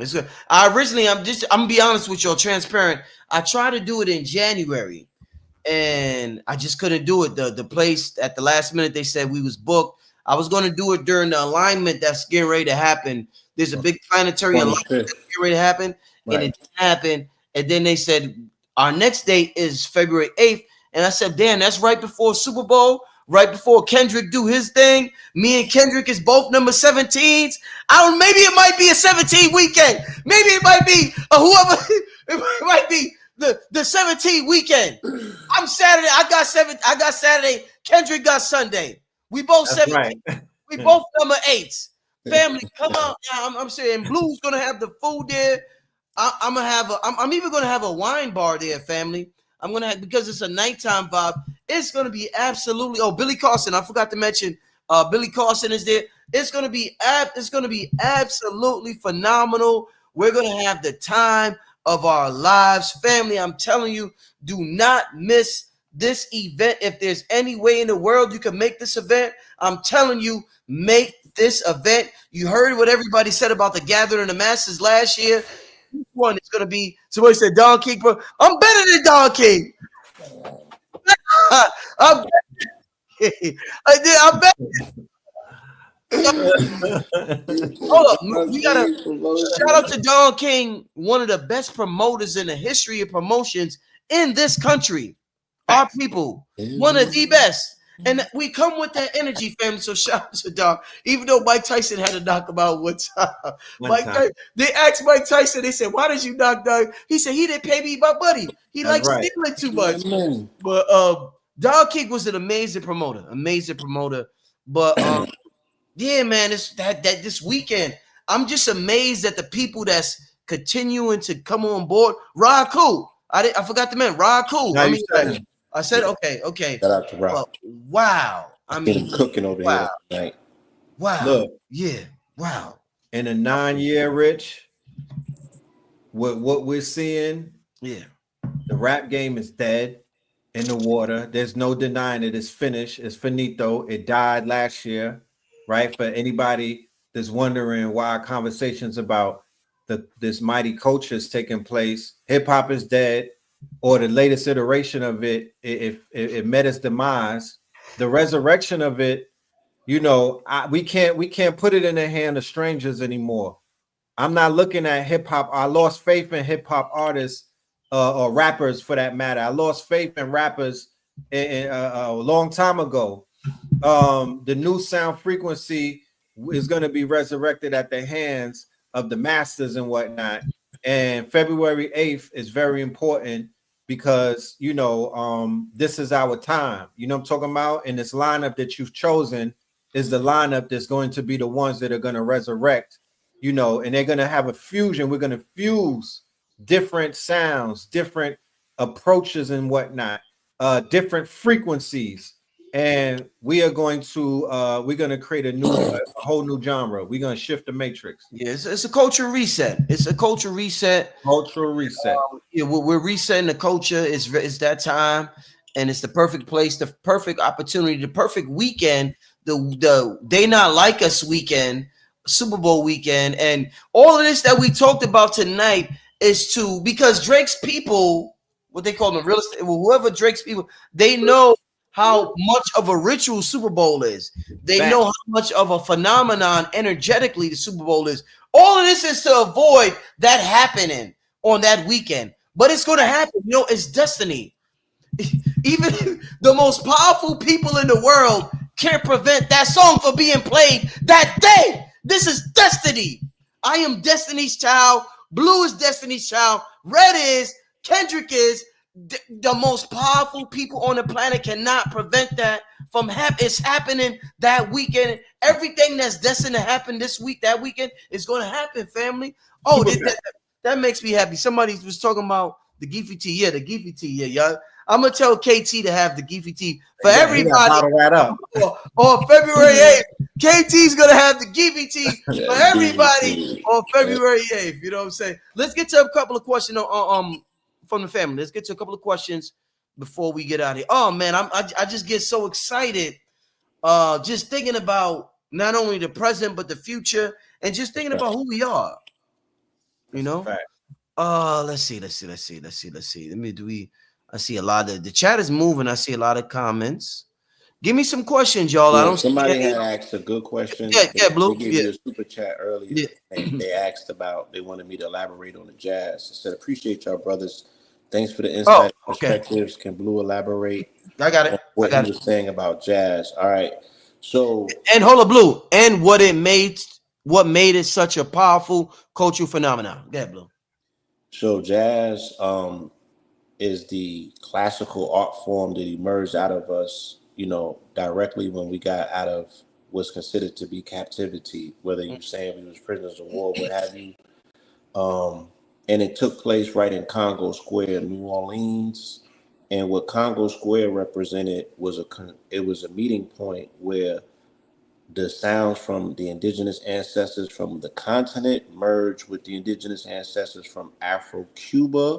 The Caribbean sound came, the tutu beat or the scat beat, and then the indigenous sound of the people from the Mississippian culture, right? So this is the place where everything melded and molded, and we found out that through the vehicle of the drum initially, that's what bounds us as a people, regardless of where we're at. We're unified by the drum. The native tongues are the native sons with the native tongues are unified by the drum wherever you find us. And it's a particular beat, right? Shout out to Dr. B Series. He speaks about the 4/4 and the 6/8. You know what I'm saying? And that's how they catch them beats. So when Afro-Cuba, when the 2/2 beat came over from Cuba into Congo Square, they created scat, and then from scat came jazz, and then from jazz came bebop, and from bebop ultimately comes hip hop. So jazz initially, not only was it our classical music form, it's the vehicle that we showed improve our intelligence. It's the way that we fought against them saying how unintelligent we were because we didn't have classical training. And the thing that we did with wind instruments, in particular wind instruments, was transcendental, and it opened up the world for us to see us as the gods that we were. This is what opened the world to us. Why was it so culturally impactful? Because everywhere that we went around the globe, we were received as the gods. Why? Because of how we were working those instruments and the things that we were doing and saying with those instruments. At one point, I didn't know. I told my father, because he's a jazz enthusiast, and I was like, man, you making a big deal about some shit that they not even using words. And he was like, what? He was like, oh, so you don't know how to listen to music. He's like, you don't hear the words? Then I started listening for the words and I heard the music. So John Coltrane, there's certain jazz artists that were able to catch notes between the notes. They were transcendental. They did things in music that have never been done. Miles Davis has done things in music that has never been done. No disrespect to any rapper, right? But they can't hold a candle to what jazz musicians were able to do under threat and duress of them not being unalive. They were forced to do entertainment, find new sounds, find new ways out of pockets with no classical instructions. So they were transcendental with these instruments, with these brass instruments, with these bass instruments, with instruments, period. So yeah, they're the foundation layers for the things ultimately that will become the expression that we consider or that we call hip hop. But global icons prior to that opened up many doors, civilized the world, the planet over with the sounds that we were making, received us as gods. You know what I'm saying? Jazz, Facts. classical American music, our shining, defining moment as the melanated people who were combining science and math and meter and showing them why they were saying that we was intellectually inferior. Oh no, well, how you explain what we doing with these instruments then? Hmm? That's why they had to take them instruments out of them schools because they're like, oh no. Uh-uh. Right. Red, you want to add on to that before we move on? Everything that he said. No facts. Yeah. Wait, real quick, this last piece, and you would like this, Rich, because we speak about this often. Jazz and Coltrane and what they were doing, this was the meeting place of improv, right? So anything that deals with improv, you're automatically dealing with theta state, and all the way up to gamma, right? When John Coltrane was catching the note between the note, what they call the devil's interval and all of that stuff, Mm. he was in flow state. You know what I'm saying? But they was going a little bit beyond flow state. You feel me? When you see Jimi Hendrix and the rest of these brothers that was just totally tapped in, and especially when they was taking the horse, right? When they started doing the doozy, when they started going here with it, totally transcendental of terms of spirituality. Now niggas want to talk spirituality. We want to pull a chair up and we want to talk spirituality and how they was, taking a horse and speak and all sorts of other stuff that they was doing to transcend those spiritual experiences, the things that we denote and we think are so lowly, and what people were utilizing to get so high in the sky that they could kiss the face of the Most High. You feel me? That's how they was doing it. You know what I mean? And when they seen the people, getting right and then getting on them instruments and creating worlds. Oh no. Yeah, I always wanna when when we mention jazz and the importance of jazz, I always want to mention family. I got to give a shout out to my piano instructor. Yes. He was a Haitian brother, and I remember I'm in my 20s at the time. He's Haitian, Durns, and you can look him up. He's famous, and his son is a Grammy award-winning producer. His son has produced for Bruno Mars amongst many others, and his name is Durns DeMille, famous composer, famous pianist, Okay. jazz pianist, and he was my piano instructor in my 20s. And when I met him, he took a liking to me. I had to go to Brooklyn. I went to what's that part of Brooklyn where the Haitians is at and all them motherfuckers? Where we at? Flatbush. Yeah, he was at Flatbush. Yeah, Like he was. some I had to go to Flatbush, and when he met me, he was like, "Oh shit!" He was happy. He was like, "I got an African American student," and he was like, "Yo." Now he was like, he told me specific. He was like, "Yo, I'm glad that I get to teach you piano." He was like, "Because when I came to this country, your people taught me jazz." He was like, "Yo, your people put me on the jazz." And gave me the game, John Coltrane, and like those was his contemporaries. And he was like, they gave me the game and taught me all about the culture of jazz. He was like, now I get to teach you, because at the time he had a lot of Haitian students at the time. Right. He was like, yo, so, and he was the best. He's the best. He was the best. He is the best, and I need to reach out to him. And I have. So he's still with us. Yes, I lost contact with him Yeah. a little bit after the pandemic. And he put his request out. Yes. Yeah, but shout out brother, to, and I would love to do a show with him about jazz. AD. He has a little bit of an accent, but you can definitely hear it.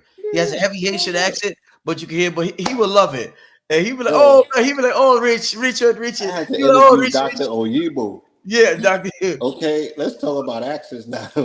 Let me make this one last point. Our greatest MCs, the people that we consider to be top tier and the finest ever, were students of jazz. Rakim, Nasty Nas, and Biggie Smalls. All of them grew up playing the saxophone. That's why they were able to utilize their wind techniques the way that they were, and they was able to find them pockets and bounce with them pockets. So this is off limits. It's no need to debate this with nobody. You know what I'm saying? I'll go to the mattress with this. Yeah. Let's put some respect on these jazz musicians. That is our classical music form, bar none on this planet. And it is one of the highest sciences that we have been able to produce, of which hip hop comes from. Thanks for standing up for that so much. Yeah, you stood on that. Yeah. Because earlier I'm like, Blue, let me finish with the whole hip hop thing, and you're like so standing on this jazz. Thank you for being thank you, Blue. Like, no, for real. Like reminding us how. Yeah, hold on. I would get cursed out if I don't mention the name of the Marcelluses. Oh, yes. Winton and Bradford from A.A. Rashid. They lived right in the neighborhood in Clinton Hill, and they were very instrumental when we were coming up. We literally got to meet jazz musicians. It's sort of like when children meet rappers these days, very cool brothers and whatnot. Yeah. So, yeah. And shout out to Supernova. He could tell you the story. Me, him, and I said we got to meet Nas's father, Oludua. Oluduma. Yeah, I forget his name, but his dad is mad cool. We got to smoke a J with him. Mad cool. He was like, "Yo, I wish my son knew what y'all nigga know." Yeah, yo, John Coltrane died at 40 years old. 40? 40? Bro, that young? That legendary. Wow. That legendary. Like Hendrix and them, like all of the greats. The greats die young, unfortunately. Alcoholism and heroin addiction took a toll on his life, they say. He died of liver failure. Yeah. Yeah. And it is sad to say, it's something that it's an uncomfortable conversation. We're talking about hip hop. It's an uncomfortable conversation to be had, y'all. But I don't know if I should say, drugs can make you an incredible musician. And it's very uncomfortable to say, and it's very, you should not say it like that, brother Rich. Drugs can look at little, you know, say this. Hold up, Blue. Let me say this before you say that. Because I really want to hear what you got to say. Go ahead. Say this. Blue, check this out, Blue. Lil Wayne said when Lil Wayne was in it, when he made his hottest run, when he had hit after hit at, remember Lil Wayne's run? It was unlike legendary. you know what Lil Wayne said? Lil Wayne said, yo, they told me, and it's good and bad with this, and I want to hear what Blue got to say. Lil Wayne said they told me to stop doing the lean, but he said, listen, y'all, the lean is what made me go on this run.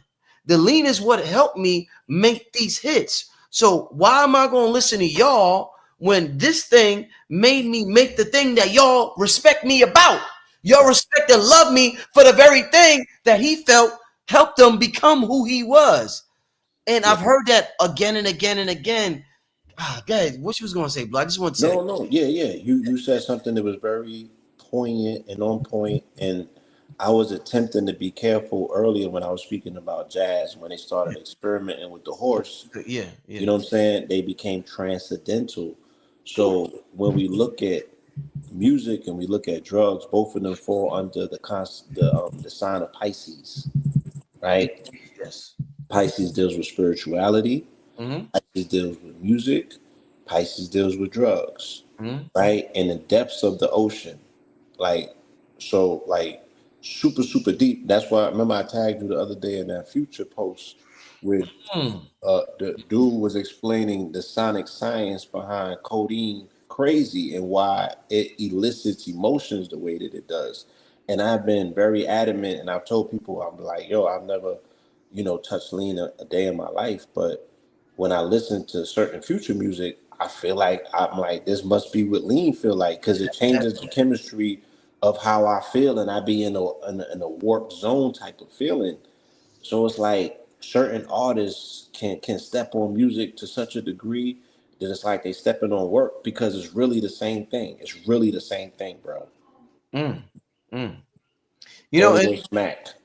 and the way you feel about Future, Blue, is interesting, because that's how I feel about 3 6 Mafia. And I tell people again and again, I say, yo, the reason why I named the channel 363 is based off of 3 6 Mafia.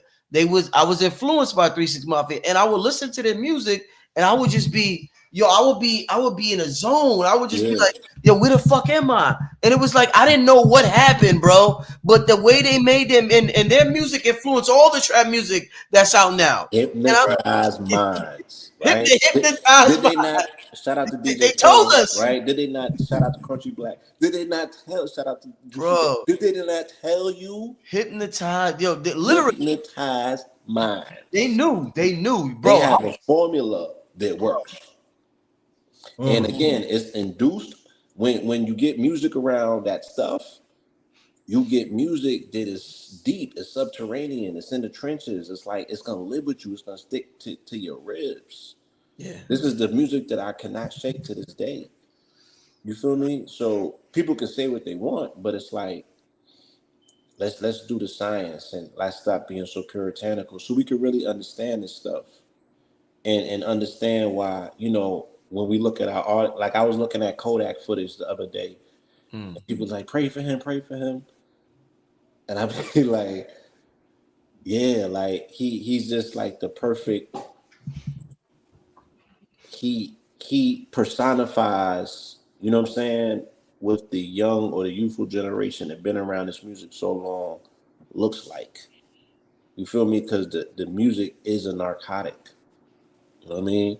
But yeah, Wayne was making his best stuff when he was on that stuff. And that be their crutch. Eminem was the same way. When they was on it, they was on it. And you almost like, damn, bro, if that's what you need to make them hits. Let me ask you this, Red and Blue. Can the right person resurrect jazz? Let's say a dude come out and he just ill on the piano or ill on the whatever. Yeah. Can the right person resurrect jazz, or do you think it's a wrap after when a certain genre dies? It's a wrap for that, and it's time to. Nah, these are returned spirits. Yeah. These dudes came back. They returned spirits. Yeah. Okay. Yeah. Yeah. And Yeah, they got dudes it's not something could be dormant and not dead. Please could be dead. Yeah. Yeah, like when you listen to some of these R&B singers of both multiple nationalities, they got some white boys out there hitting notes, and I'm like, what the hell? Where is this coming from? Koreans. Whew. Like, there are some resurrected souls on this planet right now that are bringing back ancient sounds, and they are tapped in. So, yeah, Jazz could definitely make a comeback. Like Blue But said, just picking up that instrument and tapping in. People got Rob, it in. Robert Glasper. There's a few young melanated jazz musicians that are, Grammy nominated and all type of stuff. They're making waves in the genre. The genre is very much alive. And I do think that it can definitely be hybridized. And what I mean by that is like somebody might come in with an R&B flair with jazz inflections. You know what I'm saying? Like whatever the next phase is for it, I think that it's primed and it is going to go into that. But I definitely think that we're going to get back to soulful jazz vibes. Excellent. All right, let's get to one last question when we're about to hit the 2-hour mark. I just wanted to add on with the drug talk. Yes, sir. When you hear artists talk about dancing with the devil in the pale blue in the pale moonlight, you got to be careful that because that dance turns into something else. You feel me? But they are literally dancing with the devil, and it has taken a lot of people underneath it's moderation turned into addiction. That lean, the way that it has aged, Lil Wayne and Jules Santana, you know what I mean, and some of those brothers in Texas and in Memphis, you would have to ask, was it worth it? You feel me? Because health is wealth, right? Health is wealth at the end of the day. The catalog is great, but health is wealth. And I would love to interview some of these artists who were on the hard drugs and ask them some real deep personal questions about if they could do it all over again. You know what I mean? Would they choose to just go sober with it and just be rather mediocre, or try to be great without the substance? Just a question. I never been on no dope, so I would just love to ask these questions. Yeah, family, that new hip hop channel, it's gonna be on and popping. We're gonna premiere any day now. It's gonna be the place to go to. Blue Pill talked about decentralized music. Is gonna be the place to go to for music. And I just want to say this before we conclude and wrap things up. You know how people, say certain things, and later on that thing is taken and is shared, and is to show that person knew what they were saying later on. I just want to say that I really feel, family, and we talking about, like, honestly, this is like we're in like a movie. We're like in a quantum movie or a quantum television show, and we're calling it our life, but we're immersed in it. So we don't realize we're really watching TV. That's why they say you got to be the observer. We're really watching TV, but we don't realize we're watching TV because we're immersed within the television show, or we're immersed within the movie. So since we're immersed within the movie, we think we are the movie. So we forget who we really are. But I understand my multi-dimensional nature. And if I was to, before I start this hip hop channel, if I was to say something and somebody was to take a clip of what I say and share it later on, I just want to say that I really feel that in terms of music and what we're going to contribute to the world, because we're each going to contribute different things to the world, and we are the rhythm nation of the planet. I really feel like I'm going to be one of the best piano composers that ever existed in this country. And I feel like people will mention me in terms of Beethoven, Mozart, and the rest of them. And that's just, and they say your belief is more important than reality, because your belief creates reality. And I just got this inner feeling inside of me that that's going to happen. And I give a props to my Haitian teacher, Durns Emil, and he just instilled something in me that can never be erased, or he resurrected something in me that can never be forgotten. And I just got the, you remember, how y'all saw what was the white boy that he was like flamboyant, and he was playing, what's the flamboyant? Liberace. I want to be on some Liberace, not as flamboyant as that, but I'm gonna go around with my piano. I want to go around the world with my piano and play my shit and do my thing beyond hip hop. And I just wanted to say that because one day when it happens, I want everybody to look back in this clip, and I don't want them to say, yo, he predicted. It's more like I just realized who I already was. You know what I mean? Like it was already destined for me to do that. So when it happens, I don't want them to say I predicted it. I don't want them to say I created it, because it's beyond being a creator. It's just something that already happened, that this radio that we call Brother Rich tuned into, had the audacity to tune into and to make happen. So I just wanted to say that before we conclude. But Red and Blue, go ahead and say what y'all want to say. I'm willed it into existence. Yeah. You yielded it. You know what I mean? Piano. I'm gonna play. I'm ill with the piano, y'all. But go ahead. I already know, bro. Ladies and gentlemen, I have a new handle. I have a new name. I want you to address me as such. You would break down. I used to be Unk, but allegedly I'm down south. I'm Schooly Red now. You feel me? And I'm cool with that. You feel me? I'm embracing. You not that old yet, man.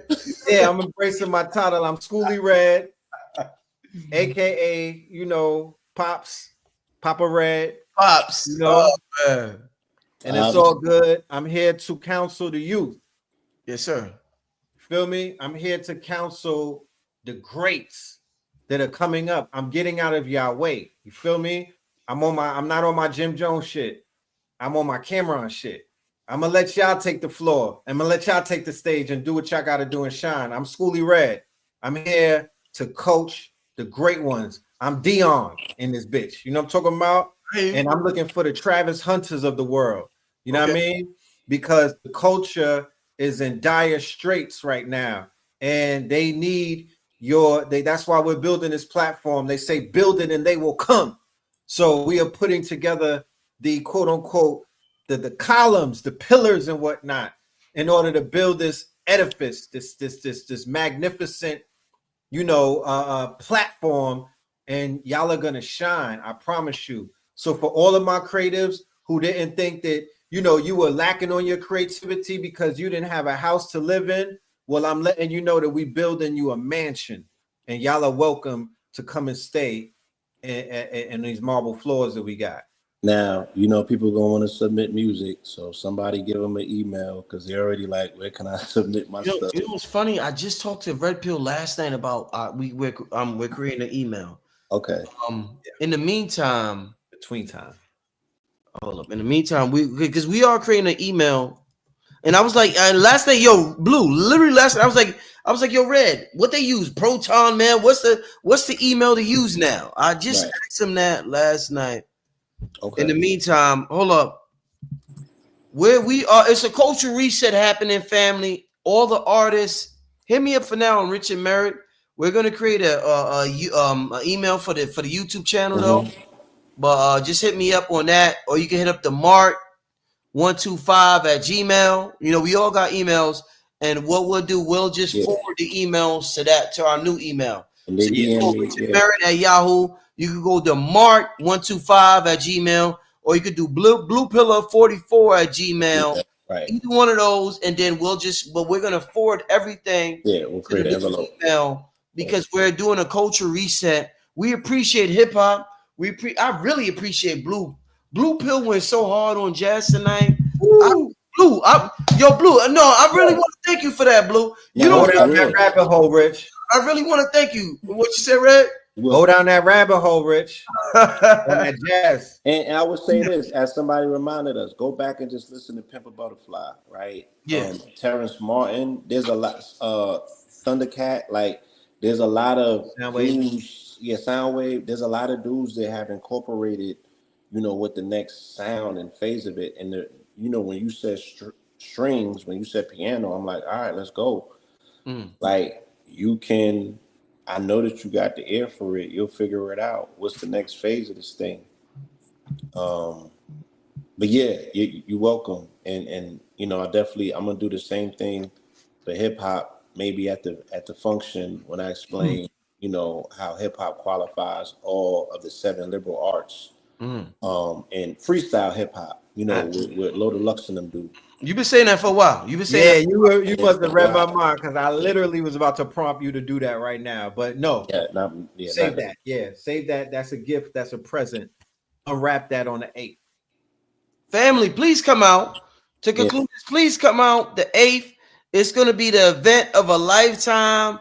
I can't stress how important this event is for your sanity, for your spiritual mind, for everything. Right. Family, come out. Right now it's not being live streamed. It's not. There's no. It's in person. So come out if you can.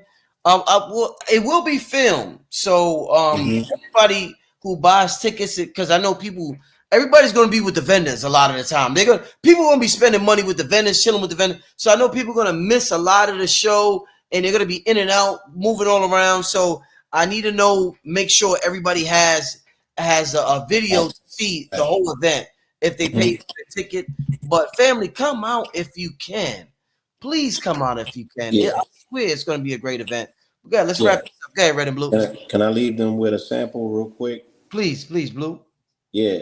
So this is like a piece that I wrote around what we spoke about tonight. Oh. The fake creeping. Hold on. I'm sorry. I'm so sorry. Go ahead. I want to put you on the full screen. The fake creeping when there's no gatekeeping. They stay scheming when common sense gets thrown out the window. These the kinfolk that been worshiping white dominance since Jim Crow. They self-perpetuate insults to their own mental. They will sneak up on you with the pistol like Abe Lincoln. House Negro certified, fertilizing fecal matter. Mixed morals, piss pours like the weakest bladder. These gifts came unexpected like Secret Santa. I ain't need no manna to drop from heaven. No weapon formed against me can stop the blessings. Got their attention like I cocked a weapon. You should stop professing. I'm the top of my profession, no question. Stop it if you tripping. They want to block the message. Censor my mentions. It was already written like it's been in The Simpsons. Episode 144. Funny niggas like Pauly Shore. How you go toe-to-toe against foes with 2 left feet? How they running circles around you and they can't catch a beat? If the stutter step got your brother left in the dust, how you can't shake these... If the stutter step got your brother left in the dust, how you can't shake these chumps who can't jump with the elite? Not even a few feet. You need some new feet? Is the weight on your shoulders making you slower? I thought their hands was too short to box with God. How they managed to put God in the box? A God in the box? How could they make it like hard as cinder blocks? We begin as stocks. Then they built a wall around the guap. We gotta go over or under. Show them the thunder like lightning in a bottle. Drago when he was fighting with Apollo. Coming in the ring with that funny suit. Look what they done to you. And that's to all the MAGA niggas. Oh man. All right. Hey man. Hey, yeah. That's what it is. And yeah, that's what it is. Leave your contact info before we get out of here. Both of y'all. Yeah, at again, Blue Pillar 44 at Gmail. Blue Pillar 44 on all the socials. You can find me on IG, Twitter, Fanbase, Threads, all of that with that handle. And cosmicdust.com, COZMIKDUST.com. And at Good Goldwater, GOLDEWATER. Shout out to my jeweler, my brother Has. Get some of them new grills in a minute. Ooh. You ready? Yeah, find me on YouTube, family. Know the Ledger right there, 444. Know the Ledger 444, Melanin Mondays, Third Eye Thursdays. Saturday Night Live, Sacrilegious Sundays, and Blue be putting his thing out there as well. He got trending topics Tuesdays, and we also have Techno Tuesdays. So we're doing a lot of content. Yeah, we building the channel back up.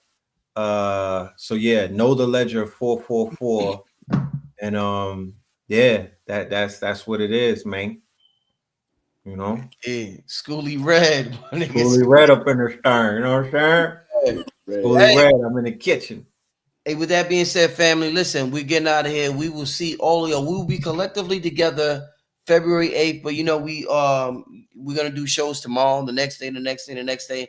But make it out. If you want to see us collectively together in person, make it out, family. February 8th. The tickets is on the screen, it's in the chat, it's everywhere. Try to come out if you can. With that being said, I want to thank Red, want to thank Blue, want to thank everybody for tuning in. Enjoy the rest of your Saturday night, family. And we are signing out. See you next time. Peace.